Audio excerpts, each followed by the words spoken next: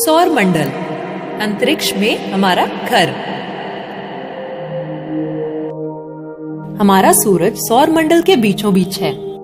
8 ग्रह और लाखों छोटे छोटे एस्ट्रॉइड्स या क्षुद्र ग्रह लगातार इस सूरज के चक्कर लगाते रहते हैं। इन 8 ग्रहों को 4-4 में बांटा गया है।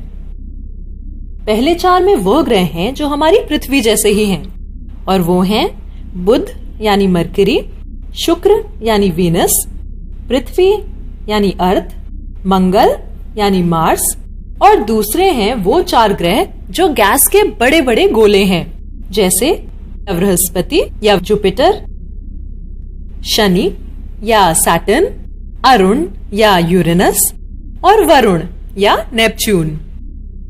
बुध, शुक्र, पृथ्वी, मंगल, बृहस्पति, शनि, अरुण और वरुण। बुध या मरकरी सौर मंडल का पहला ग्रह है। यह सूरज के सबसे ज्यादा पास है। यह सभी ग्रहों में सबसे छोटा और सबसे हल्का है। बुध या मरकरी ग्रह सूर्य का एक चक्कर लगाने के लिए जितना समय लेता है, उससे कहीं ज्यादा समय वो अपनी धुरी पर गोल घूमने के लिए लेता है। यानी उसका 1 साल उसके 1 दिन से छोटा होता है, और इसी कारण इस ग्रह के तापमान में बहुत ज्यादा बदलाव आते रहते हैं। मरकरी का ना तो कोई अपना वातावरण है और ना ही चंद्रमा। अब आते हैं शुक्र या वीनस पर। सूरज से दूसरे नंबर का यह ग्रह सौर मंडल के चमकते चमचमाते ग्रहों में से एक है, और अब तक मनुष्य को जितने भी ग्रहों के बारे में पता है, ये उनमें से सबसे गर्म है। क्या तुम जानते हो कि शुक्र या वीनस पर तापमान कभी 437 डिग्री सेंटीग्रेड से नीचे नहीं आता? यानी रसोई घर में रखने वाला तेल शुक्र पर अपने आप उबलने लगेगा और उसमें से धुआं भी आने लगेगा। क्या सोच सकते हो, 437 डिग्री सेंटीग्रेड, कितना ज्यादा गर्म होगा यह ग्रह। शुक्र के पास भी कोई चंद्रमा नहीं है। अब अगला नंबर है हमारे घर का, यानी हमारी पृथ्वी, जिसे अंग्रेजी में अर्थ कहते हैं। पृथ्वी इकलौता ऐसा ग्रह है जहां का तापमान ऐसा है जो पानी को तरल रूप में रहने देता है, और यही पानी हमारे जीवन का स्रोत बनता है।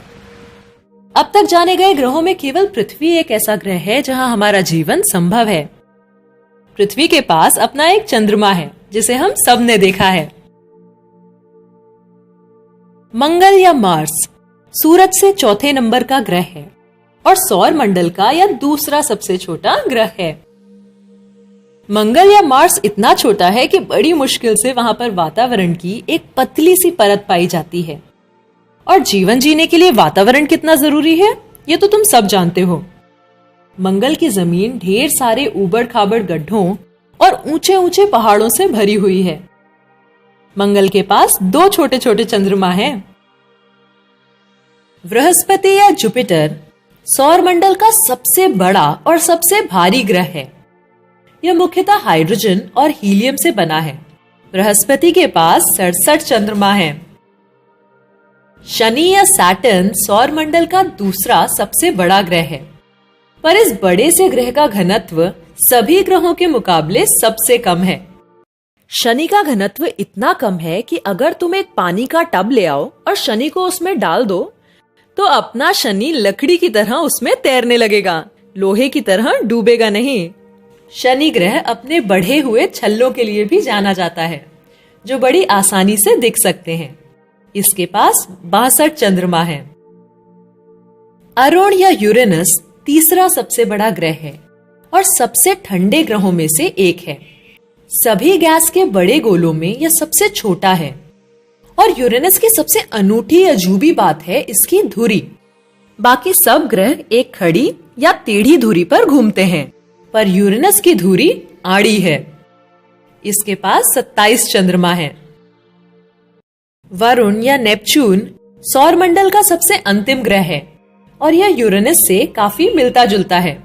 यह सूर्य से इतना दूर है कि नेपच्यून का 1 साल पृथ्वी के 164 सालों जितना लंबा होता है। नेपच्यून के पास 14 चंद्रमा हैं। अगर हम ग्रहों के आकारों की तुलना करते हैं तो उनके बीच का अंतर और भी साफ हो जाता है। आकार और भार के हिसाब से बृहस्पति या जुपिटर सबसे बड़ा है और बुध या मरकरी सबसे छोटा। लेकिन बृहस्पति या जुपिटर जैसे विशाल ग्रह की तुलना भी जब हम अपने सूरज से करते हैं तो सौर मंडल का यह सबसे बड़ा ग्रह भी छोटा सा लगने लगता है। हमारा सूरज ना तो ग्रह है ना सैटेलाइट, यह सौर मंडल का एक तारा है, यानी इससे ऊर्जा निकलती है, इसका अपना प्रकाश होता है, ग्रह इससे प्रकाश लेते हैं। हमारे सौर मंडल के भार का लगभग 99% भार तो सूरज का ही बना होता है। सूरज के केंद्र में लगभग 62 करोड़ टन हाइड्रोजन प्रति सेकंड हीलियम में बदलती रहती है और इससे पैदा हुई ऊर्जा पृथ्वी पर हमारी जरूरतों को सालों तक पूरा करने के लिए सक्षम है। लेकिन लगभग 50 करोड़ सालों में सूरज धीरे धीरे और भी गर्म और गर्म होता चला जाएगा और एक समय आएगा जब यह गर्मी पृथ्वी की बाहरी परत को गला देगी। तब सूरज बढ़ता चला जाएगा और या तो पृथ्वी को निगल जाएगा या कम से कम इसे लावा के एक समुद्र में बदल देगा। मानव जीवन का अस्तित्व तब या तो खत्म हो जाएगा या तब हम निकल पड़ेंगे सौर मंडल में एक नई धरती, एक नए घर की तलाश में। और क्या पता अगले 50 करोड़ सालों में इस रहस्यमयी आकाशगंगा का कौन सा अजूबा हमारा इंतजार कर रहा हो।